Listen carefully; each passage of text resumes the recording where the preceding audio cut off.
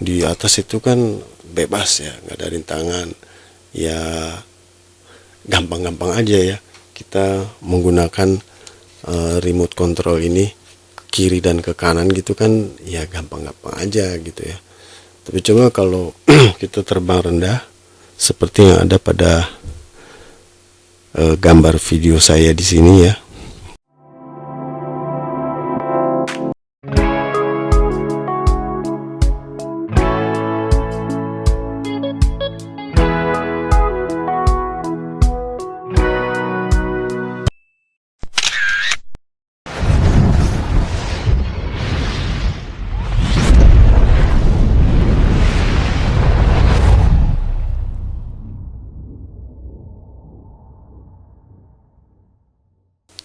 Oke, salam jumpa dengan saya Rudi Sangyan. Saya drone pemula.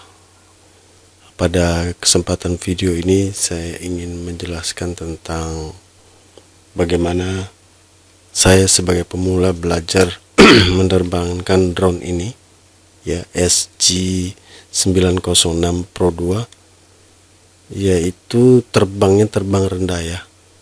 Misalkan ini pohon warna merah, kemudian dia terbang rendah, itu kan atau apa ya, tembok yang agak rendah terbang rendah, ini kan butuh suatu kecekatan ya di dalam kita belajar menerbangkan drone ini dengan cara terbang rendah ya. Kalau terbang tinggi itu nggak ada rintangan ya, di atas itu kan bebas ya, nggak ada rintangan ya, gampang-gampang aja ya kita menggunakan remote control ini kiri dan ke kanan gitu kan ya, gampang-gampang aja gitu ya. Tapi coba kalau kita terbang rendah seperti yang ada pada gambar video saya di sini ya, dimana area tempat saya belajar terbang rendah ini ada di sebelah rumah saya, dimana ada taman ya, ada taman, terus yang dikelilingi oleh banyak pohon, kurang lebih seperti ini ya. Kemudian ada AC, ada tempat jemuran, ada sepeda gitu ya, ada hidroponik plants gitu ya. Nah, ini saya rencana mau bermain di sini ya, dengan cara drone-nya ini nih masuk di ya, terbang rendah lalu belajar belok kiri belok kanan, naik turun gitu ya, rolling gitu kan, rolling kanan rolling kiri belok kanan gitu ya.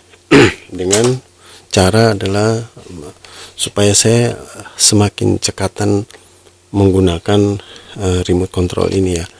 Kan kalau remote control ini kalau terbang tinggi gitu mau belok sembarangan gitu ya, ya gampang-gampang aja gitu ya. Tapi kalau drone-nya itu di depan kita kepengen jangan sampai nabrak pohon, jangan sampai nabrak tembok, jangan sampai nabrak sepeda, itu kan suatu tantangan yang luar biasa ya. Nah, gambaran daripada area dimana saya belajar terbang rendah dengan rintangan-rintangan adalah seperti ini ya. Ya, kurang lebih itu yang saya ingin sampaikan.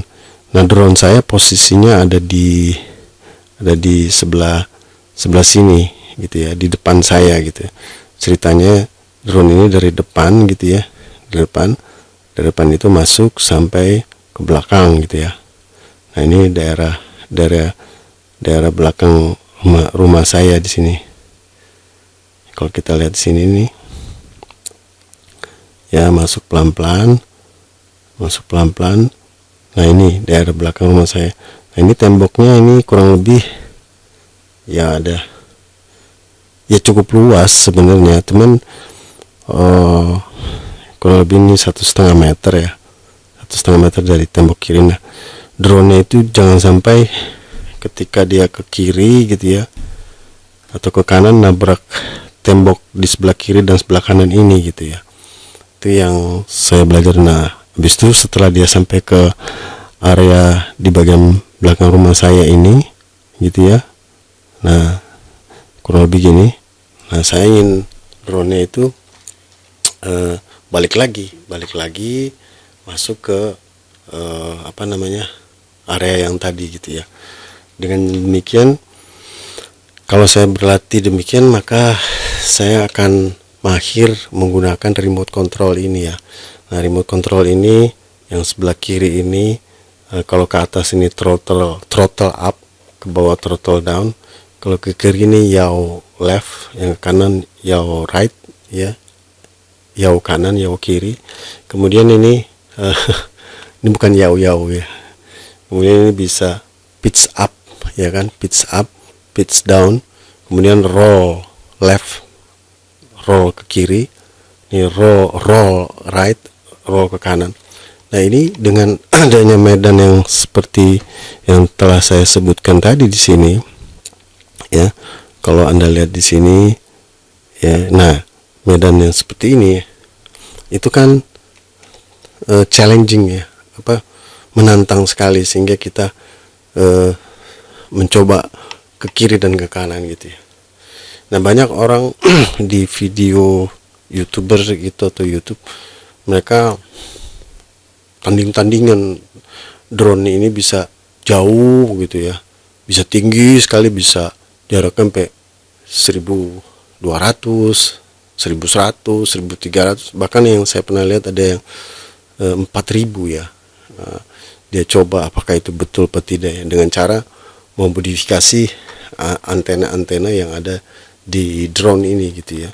Dan juga dia modifikasi antena yang ada di drone ini. Jadi antena ini dia modifikasi ya, dia modifikasi sehingga drone itu bisa terbang jauh gitu ya.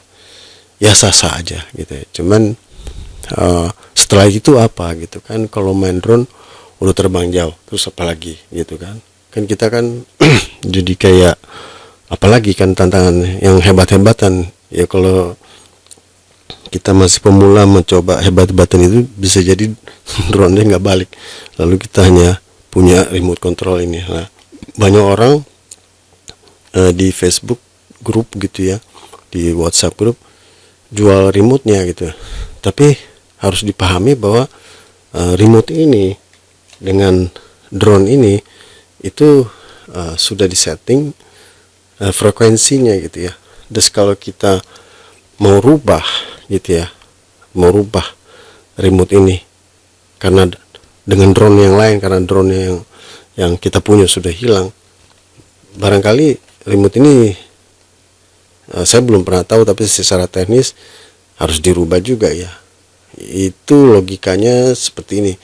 Kalau saya punya teman juga mempunyai tipe drone yang sama, lalu kami sama-sama melakukan penerbangan gitu ya, kan nggak mungkin drone yang saya punya ini dikendalikan oleh remote dia gitu ya, remote dia. Nah, itu berbeda jadi ya. Makanya kalau Anda drone ini hilang ya, ini remote-nya juga nggak ada harganya gitu ya. Oleh karena itu, nanti video-video berikutnya saya akan jelaskan apa sih yang harus dipahami gitu ya ketika kita menaikkan drone ini sebelum terbang ya. Ya betul, ada banyak tutorial ya, dan kadang-kadang tutorialnya kan orang beda-beda ya menjelaskannya. Nah, saya coba mengambil bagian untuk menjelaskan nanti di video berikutnya bagaimana kita hati-hati gitu ya, sehingga drone ini tidak terbang dan tak kembali gitu ya.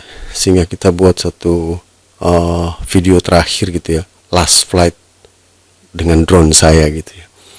Nah, di video-video saya di channel ini banyak saya melakukan uji coba di sebelah tower, di atas air, danau gitu ya, di pantai gitu ya, dengan kekuatan angin yang lumayan gitu ya, terbang di atas air laut. Nah, kurang lebih demikian.